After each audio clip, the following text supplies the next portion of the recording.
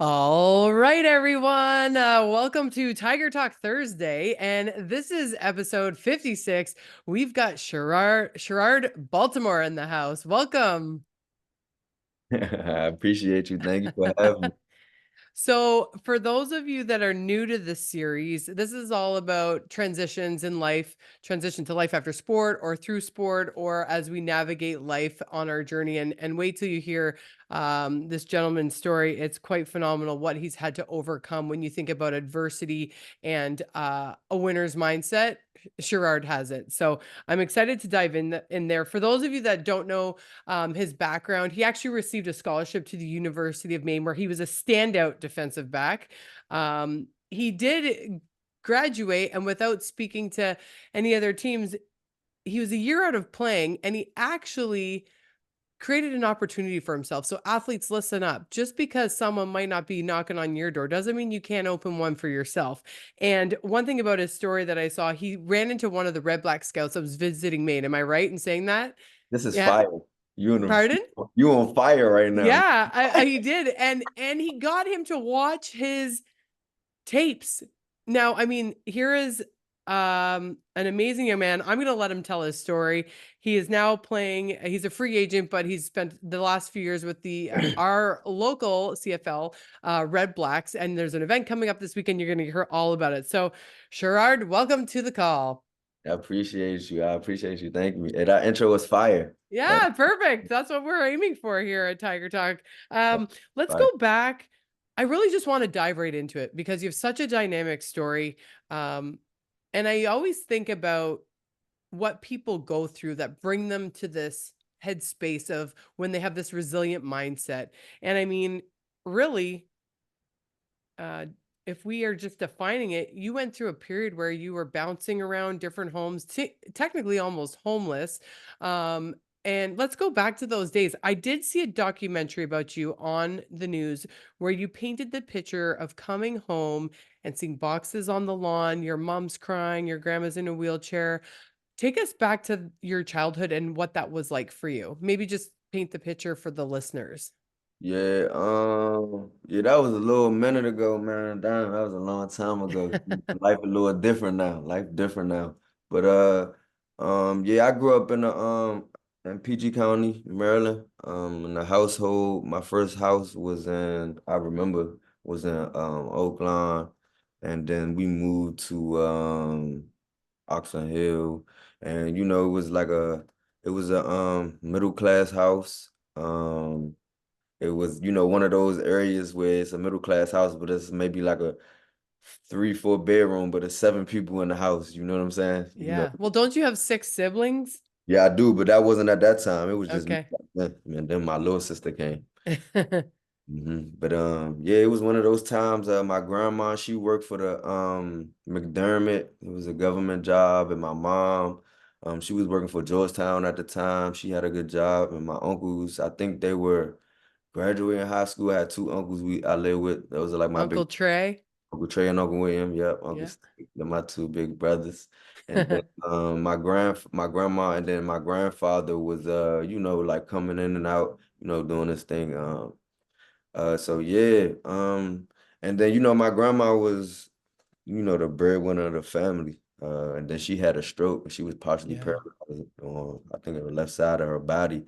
And she can't go to work again, so she has some disabilities and stuff like that. So now you're not going to work, you're just getting disability checks. So that kind of, Yeah.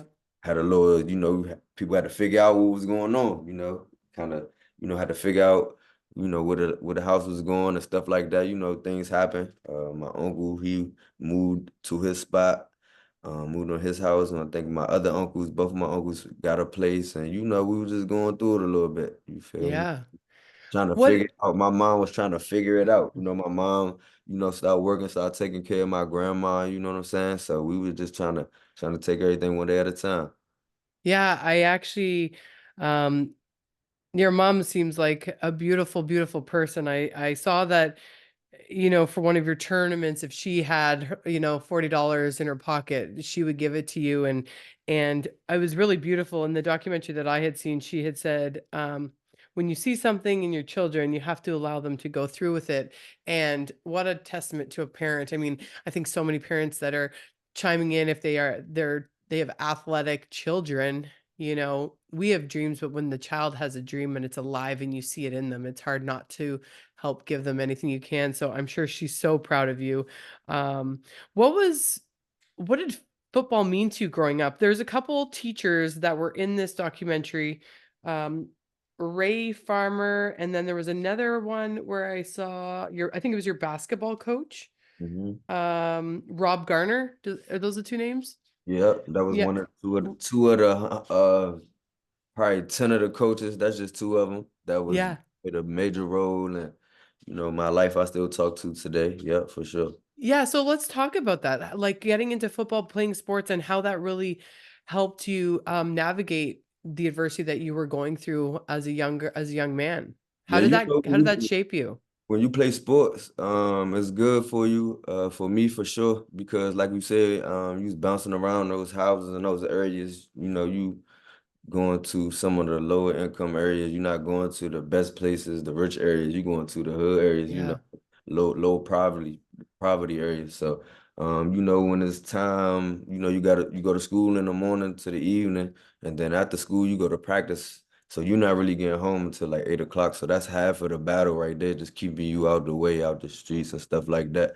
Um, um, and my coaches, me growing up, I ain't have a dad. I never met my dad before, so I never seen that. You feel me? I don't have that. My mom is that. You know what I'm saying? So, when you got coaches that come along and see the situation you in, you know what I'm saying? You got a kid that's in poverty, just trying to make a way, trying to get up out of there, help his family. You feel me? They do a good job of keeping your head on straight, trying to stay, what I'm saying? Keep your mind focused, keep you out the way. You know what I'm saying? Coach Ray, Coach Will passed away from Oxon Hill. I remember all my coaches. They used to all come get me. Coach Jones, that was my first basketball coach. Coach Will, first AAU coach. You know what I'm saying? And these coaches, like memories, just going out of town with them. AAU tournaments. I still got some of the most memories to this day. That these coaches help you. You know what I'm saying? They teach you life lessons. Teach you. Yeah. They grow you into a man. You know what I'm saying? Mm. I Teaching you. love that. And That, it's such a true. We always remember that coach that impacted us, or the teacher that really cared to ask how we were, or didn't judge us for wherever we came from or something we did. They just tried to help coach us and give us feedback. I love that. What do you feel like this has meant to you from a mindset standpoint? Because a lot of the things that I was reading about you, it talks about your size, but that you play way bigger than your size as a physical athlete, and the heart that you bring into everything. I mean, I heard your teammates being interviewed about it. I heard coaches talk about it. What comes up for you when you hit the field? What does it mean to you? it's just a game, honestly. I don't really look at no size, you feel me? Just a game. Shoot, the thing when I first came to the CFL, I was looking at the RedBlacks 2016 team. That's the Grey Cup team, man. There was a lot of guys that was my size, playing in the CFL. But before in 2016, I was coaching, while I was training as well. I didn't sign with anyone, after my 2015 year when I graduated Maine. So, you always got them thoughts in your head like, is he too small? Is he too slow? Like, man, this is just shit just don't make sense. You stop, but you gotta have faith in yourself. Shit, run it back Yeah. and bet on yourself. You feel me? Yeah. So it And ain't you nothing. earned a spot. Like Jean-Marc, you got walked onto the tryouts, and then you earned a spot mid-season with your work ethic. Yep. They had a tryout. I ain't walk on. JM. I met him while I was coaching. I was doing coaching while I was training. After I graduated from Maine and I tried out for my pro day and I didn't sign the first year. So the next year I'm like, I'm gonna just train again. And you know what I'm saying? But while I was training, JM, the scout from Ottawa at the time, he's in Montreal now. They just won a Grey Cup. Shout out to JM. Uh, Came in and he was no Diddy. He came in and he was just saying like you know anything about Canada, anything about Ottawa, you know what I'm saying? I'm like, not really. Like, what you know about Canada? I'm just like Drake, you feel me? Like that's the only really thing I don't really know too much. Yeah. But he just explained to me how diverse it is. He explained he's from Haiti, so he explained to me a little bit about some some Haitian history. How loving Ottawa is, the best place ever. Bilingual, you know what I'm saying? Different type of food, stuff like that. And I just asked him like, man, do y'all need DBs? Even though he was coming to see someone else on the team, you feel me? Yeah. Just trying to tell him I wasn't trying, I know I'm coaching right now, but I ain't supposed to be here. You feel me? Like that was my type of story trying to pitch it to him. So I just sent him my highlight tape, and then he hit me back and he said, "Man, you can play." Like what happened? Mind you, it was 32 NFL teams, a few CFL teams came. I just gave Mm-hmm. everyone the whole pitch, like, bro, I ain't supposed to be here. Whoopty Mm-hmm. whoop. And I guess he watched the film for real. He opened his eyes. He was just saying diamond in the rough. Like we're gonna have a tryout in April. You feel me? Like I'm gonna waive the fee for you. We just want to see if you can play. Like, just come show us. Come earn your, you know what I'm saying? Let's see you run around. You feel me? So I went out there and did my thing, and I signed. I love that. What advice would you have for younger athletes about carving out their own path? If sometimes if you can feel hopeless or like nobody's giving you a shot, what advice do you have for younger athletes that are hoping and aspiring to play professional football like yourself? One thing about me, um, I'm gonna give two sets of advice. The first advice I'm gonna give is just for me, my experience. I like found my relationship with God, like it was crazy. Being in Maine since 2011, I graduated high school. I was in Maine until 2016, and then from 2017 until now, and I've been in Ottawa. So I really go home twice a year, on holidays and stuff like that. Um, so so like you really on your own, you feel me? So I just feel like my relationship with God, just praying every day, you be alone sometimes, you talk to him, have your faith or whatnot. Cause at the end of the day, it's crazy because shoot, like when you're around your family, you feel more comfort, you know what I'm saying? Your family support is love. That's big, you feel me? If I can be around my family, shoot, every day I feel like it'll help you make better decisions. Shoot, sometimes I look at it like I'm in the pros, but shit, my family, they don't live with me, so it's like it's always a piece of stuff missing, you feel me? So, going back on what you said, it's gonna be a lot of sacrifice, a lot of dedication, you feel me? It's gonna be a lot of time away from your loved ones, you feel me? You sometimes you're gonna go home twice a year. You might gotta see your family, but no, this for a bigger cause, just a head start to life. I'm saying sports is crazy. It can get taken away from you at any point in time. I was blessed to do this. Still am blessed, still going. You know what I'm saying? Shoot, I think they said the average career is 2 years. I'm gonna be going on 7 years. So yeah, man, it's definitely a lot of dedication and time. So sacrifice and bet on yourself. If you know that you better than with these coaches, don't let these coaches put no cap on you and tell you that you're not good enough or you're not fast enough or you know what I'm saying, let that go in one ear out the other. And then when another coach tell you that it's good, you listen to what he's saying. You feel me? Like you gotta bet on yourself. I love that betting on yourself. So true. Now, growing up, did you visualize yourself being a professional football player? I mean, you hear a lot of professional guys that really they just had this inner knowing and they just had this passion for the game. Was that something that you saw for yourself? Professional basketball, you know what I'm saying? And then Basketball. yep, yep. I was going hoop. We play basketball a lot where I'm from. I'm from the DMV, so like KD, like you'll see a lot of, both two-sport athletes. Yeah. Honestly, there's some good basketball and football players in the DMV, like very competitive. You know what I'm saying? So, but I hoop. Like my first sport was basketball. Like I was a hooper, but then when I got to college, another coach, Coach Quayway, you know what I'm saying, helped me make a big time decision. It was one of the hardest decisions in my life, but to choose football over basketball, I had to stop playing AAU basketball in the summer. You know what I'm saying? Let one of my other coaches down that had had me since 10 years old. You know what I'm Yeah. saying? Coach me up, taught me, molded me into the player I am, gave me man stuff. You know what I'm saying? No deal. Man stuff is just like, heart, you know what I'm saying?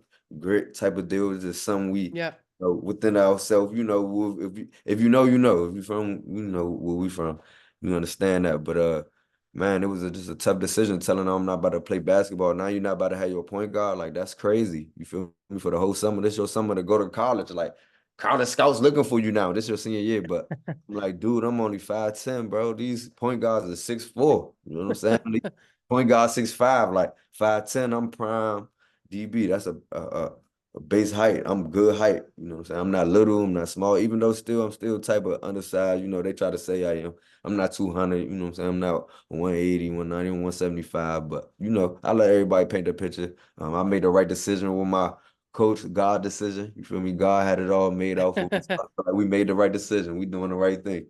Yeah, for sure you did. I love it's funny, I looked at your number 27. I was number 27 when I played hockey Right. and I really resonate with the heart piece. I mean, I wasn't necessarily the most talented player, Mhm. but no one would ever beat me when it came to a battle in the corner or the energy that I put in. I would train on the ice, lift in the weight room, and then hit the treadmill for an hour while everybody went home. And that's one thing you always have control over, the choices you make and the energy you put forth to your goals. So I really admire your work ethic and the heart that you bring to everything you do. And um, it seems like, and I saw something else on that documentary that I had seen. One of your sisters, she was talking about how you're always there and how your family always gets together at your uncle's when you go back home. Is that still happening when you go back? Everyone gets together? 100%. As soon as I go home, full hands on, you know, with my little brothers and sisters. Even now, they getting older. When you seen them in that video, they way older now. My sister, a grown woman. You know what I'm Y- saying? She taking care of the fam. She's an amazing, like amazing dude. She's so smart. They way smarter than me. The rest of my little brothers and sisters, they're going crazy. Like they getting older. They in high school, scholar athletes, honor roll. They Love it. state championship too. You know, 2 years in a row. So what I do now, you know, I just give them, you know, I can just give them this type of support, virtual support, just because I'm here. You know, there's a lot of stuff going on here, trying to do what I can. I got a business here now, my cleaning company. So just little different things that go in the hand in hand. When I go home, I gotta hang out with them. When I first came to the pros, from like I say this all the time, from like when I graduated high school, 2011 to 2017, you know, when I used to go home and visit, they was in the house puppies. Like, you know, I just go home, hang out a little bit, you know, take care of my mom, give my mom some money. You know, I used to be just outside, you know what I'm saying? Cause they puppy, they going to sleep at 7 o'clock, 8 o'clock, you know what I'm saying? But now when I come home, yo, what you doing? Like me and them wear the same size shoes. Like they wearing same size clothes and stuff. They trying to hang out, play the game and stuff like that. I play the games with my little brothers. Like that's how we kind of bond and stuff. FaceTime my moms and my sisters and stuff like that. But yeah, most definitely, man. The family, I love the fam, man. I love my family, I know I got that. And speaking of family, you have this family and friends day that's coming up on Sunday. Tell us about it. yeah. Family and friends. This is my third campus, my third year doing it.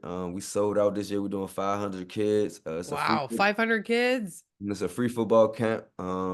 It's also a community day. You don't have to just be signed up for the camp to just come out and hang out. It's gonna be free food on the grill. We got barbecue on the food on the grill. Uncle Lou on the grill. We added Margot's Caribbean food. It's like Mm. Haitian food. So there's gonna be two types of, they all family. We got free haircuts. We're gonna have barbers there, temporary tattoos. You know what I'm saying? It's a fun day. It's a day how, my initial how I, when I first started to do it, I just wanted to have a free camp for kids, because I come from poverty, so I couldn't grow up, come up, paying whatever the case may be, the price or whatever extra, you know what I'm saying, to go $300 for a camp is crazy, you know what I'm saying? So I just wanted to have something free for these kids and a free for the parents, you know what I'm saying? And also come to a professional football field, get to hang out on the football Yeah. field, kick it, might get a haircut, you might meet some people, you know what I'm saying, intertwine, just a free day to, a day to take some stress off the parents and stuff like that. So, and the kids, they'll have fun. So it's really for Ottawa. It's an Ottawa day. I just got the face card, you know what I'm saying? I just use my name or whatever the case, but it's really for Ottawa. Just get nothing but love for the community out here. Coach Jean, he's a high school coach out here. He really was the person to really like get behind, the idea of like, having a camp or whatever the case may be. Like, man, you need to have these drills and have this and do this and that. So I really got love for him as well, man. He a big part of that as well. He do a lot for the city. I love that. I love that. Well, I'm in Ottawa and my children are signed up, and I sent the link to a group of my girlfriends, and some of their children are all signed up. So we're definitely going to see you there. So that's this Sunday in Ottawa, 3 p.m. I think it begins, correct? Yep, 3 p.m. I love it. I love it. And I didn't know about like the haircut stuff and all the different foods. So that's amazing. I love all the it's a beautiful thing that you're doing. And you know, this fact that you're mentioning for the parents too, and you think about how it is a lot. It's putting kids in sports is a huge demand. Today. So thank you for what you're doing for the community in Ottawa. Thank you for what you're doing for all these kids and the parents. It's really beautiful to see. Any final words that you'd like to add that maybe I didn't ask you or that you feel is really important for any athlete that might be suffering in silence? Again, I talk a lot about transitioning in your career and lives, or sometimes we expect to be somewhere in our life and then adversity strikes and everything changes, sometimes changes for the better, worse, but we do grow through that. What would be some final words of advice for those athletes listening in or parents listening in? Man, most definitely, you know what I'm saying? That most definitely pray, dude. Like, um, life can always be worse. You feel me? I done seen worse than whatever the case may be. A big thing with social media now, I feel like we seeing too much. You see so many people lives and stuff like that. You feel me? You can, man, especially as athletes, get off the grid, get off the social media, you know what I'm saying?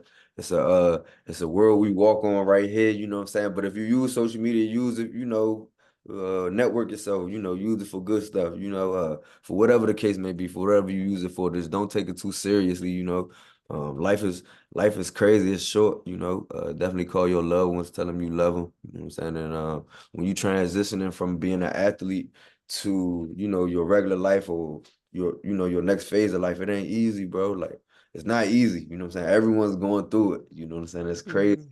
Mhm. You see how many, athletes transition themselves. For my young athletes, what I tell you is, to get ahead of the game.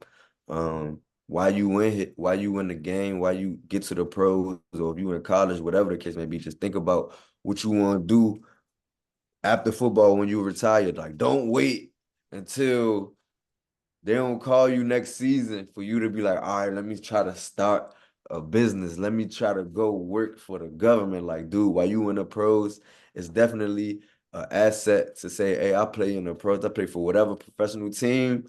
I'm trying to work for I'm trying to work for maybe work for your organization or work for your business, or I'm starting a business. And this is what my services is. Like me, for example, I started a cleaning company. I started it a year and a half ago now. And now I get contracts and stuff like that. I tell them, hey, I play in the CFL. At the time I played for the Ottawa RedBlacks. I also am the CEO of Clean Dream Services. I got a cleaning company. We do commercial, residential, industrial. I'm always in the city of Ottawa looking to meet face to face and stuff like that, and you'll be surprised who like yo, like you play for the Red Blacks, or would you know what I'm saying? You can see it face to face. So use that leverage. You know what I'm saying? Don't wait. Don't wait. You gotta hit the skillet when it's hot. Don't wait till you retire. You know what I'm saying? And then nobody, trying to run with what you did in the past. So, stay active. Always think about what's next, plan A, plan B, plan C, plan D, plan E, because shit might not work out. I love it. Hit it while the skillet's hot. You know? Yeah, no, solid advice. I couldn't agree more. Sports are what you do. They are not who you are. But use that leverage, use your platform for good to give back. And I'm really excited to see everything on Sunday, to meet you off the computer and in person, and to see what you put together. So huge congrats there. Huge congrats on your playing career. Huge congrats on overcoming what some people would never feel that they'd get out of. And thank you for being a leader and a role model here in Ottawa and around the globe, obviously, when you're traveling and playing and doing your thing. So thank you so much for being here. And it was a pleasure listening to your story and hearing your thoughts on your journey. I So appreciate you. Thank you. Thank you for yeah, a reminder, guys, this is episode 56 of Tiger Talk Thursday, and we had Sherrod Baltimore joining us tonight, free agent, professional football player, and entrepreneur. So thank you. Thank you.